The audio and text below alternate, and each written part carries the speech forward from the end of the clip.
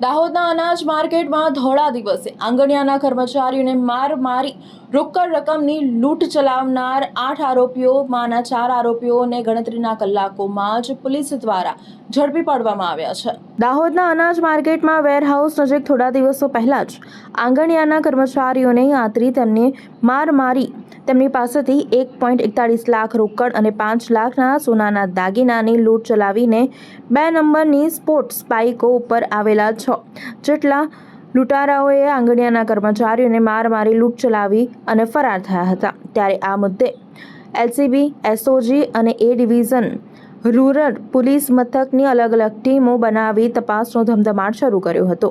લૂંટની ઘટનાના ગણતરીના કલાકોમાં જ પોલીસ દ્વારા આ લૂંટારાઓને ઝડપી પાડવાની કાર્યવાહી હાથ ધરવામાં આવી હતી।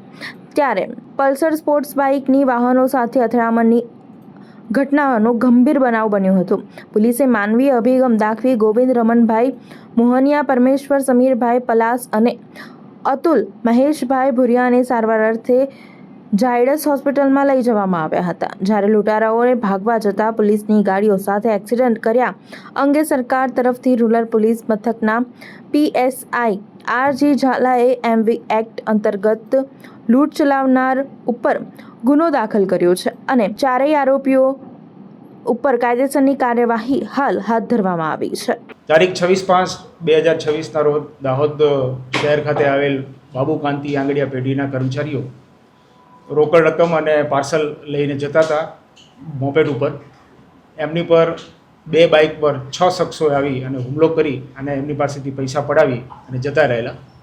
આ ઘટનાની જાણ થતાં દાહોદ જિલ્લા પોલીસ સક્રિય બનેલી અને હ્યુમન ઇન્ટેલિજન્સ અને ટેકનિકલ સર્વેલન્સની સાથે સાથે નાકાબંધી કરવામાં આવેલી। દાહોદ જિલ્લાની જુદી જુદી પોલીસ ટીમો દ્વારા નાકાબંધીના અંતે ઝાલોદ રોડ પાસે એ જ દિવસે બનાવ બન્યાના લગભગ 2 કે 3 કલાકની અંદર જ 3 આરોપીઓને પકડવામાં સફળતા મેળવેલી અને ગુનાનો ભેદ ઉકેલી નાખવામાં આવેલો। પણ આ જે 3 આરોપી પકડાયેલા એ પોલીસની ગાડી સાથે એમણે એક્સિડન્ટ કરેલું અને એ લોકો ઇન્જર્ડ થયેલા, એટલે તાત્કાલિક એમને ઝાયડસ હોસ્પિટલમાં સારવાર હેઠે રાખેલા। સારવારના અંતે એ આરોપીઓને અટક કરવામાં આવેલા છે અને પોલીસ દ્વારા વધારે તપાસ કરતાં આ ગુનાને અંજામ આપનાર કુલ 8 આરોપીઓ હતા, જેમાંથી 6 આરોપીઓએ સ્થળ ઉપર ભોગ બનનારની સાથે મારામારી કરી અને પૈસાની ધાળ લૂંટ કરી છે, જ્યારે 2 આરોપીઓ રેકી કરવામાં મદદ કરી હતી। કુલ 8 આરોપીઓના નામ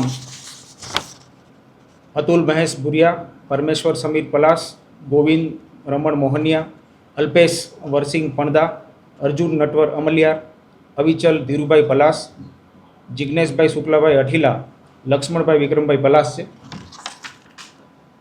ગુનાના અંજામ આપતી વખતે કુલ 1 કરોડ અને 46 લાખ રૂપિયાનો મુદ્દામાલ આરોપીઓ દ્વારા લઈ લેવામાં આવેલો હતો।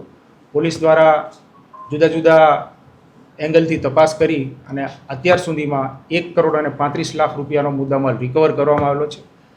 આ 4 આરોપીઓ પકડાયેલા છે એ અને જે પકડવાના બાકી છે એ આરોપીઓનો પણ ગુનાહિત ઇતિહાસ છે અને આ આરોપીઓ જે પકડવાના બાકી છે એમને કોઈના પણ દ્વારા જો કોઈ પણ પ્રકારની ક્રિમિનલ હેલ્પ કરવામાં આવશે કે મદદ કરવામાં આવશે તો એમને પણ દાહોદ જિલ્લા પોલીસ દ્વારા યોગ્ય કાર્યવાહી કરવામાં આવશે અને હાલ ગુનાની તપાસ